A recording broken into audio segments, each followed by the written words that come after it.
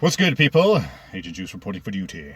Today's episode of Making Cartoons will be another drawing inspiration video, and also a bit of a shorter video this time around because this idea kind of came to me at the last minute. So today's Speedpaint subject shall be the one and only Tina Belcher from Bob's Burgers. Tina is my favorite character on the show, and a character whom I wish to draw inspiration from because she has a very unique and captivating personality. And I understand that describing someone like Tina as having a unique and captivating personality would sound rather unfitting to people who know what she's like, but let me explain myself. If I were to describe Tina Belcher in one word, I would say that she is a weirdo. She's neurotic, she's socially inept, she is rather obsessive, and brazenly perverted. And I love it.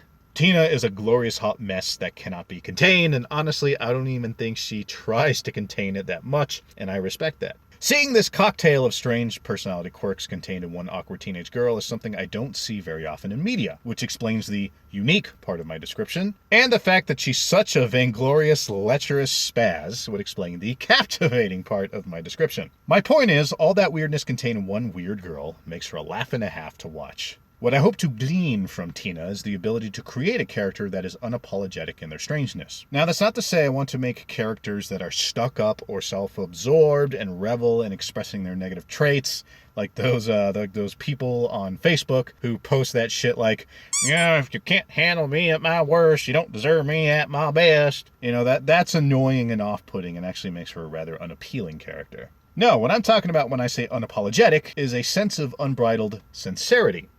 A raw, uncensored form of expression. There's something particularly refreshing in seeing a character that expresses themselves with such honest fervor, even when they feel shame or embarrassment in such expressions. In fact, I would say that such feelings of shame further humanizes the character and makes them that much more relatable.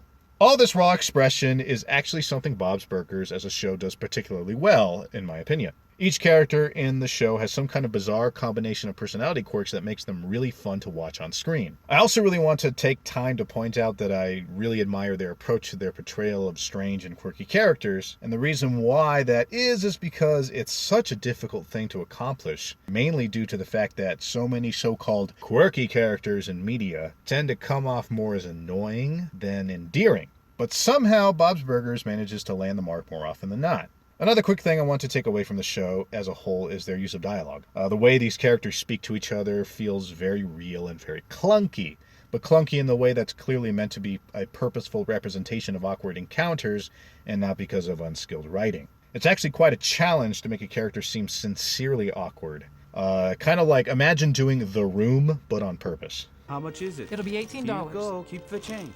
Hi, doggy. You're my favorite customer. Thanks a lot. Bye. Bye-bye. Ultimately, I just happen to gravitate toward Tina more than the other characters because something about an awkward and incorrigible horn dog just speaks ever so intimately to my blackened soul. Oh, and before I forget, I do want to make a brief aside to come clean to you people. The main reason why I made this impromptu speed paint in the first place is because I had this idea of Tina wearing one of those FBI shirts, but, you know, instead of the federal booby inspector, it's the federal butt inspector because of her strange butt fetish.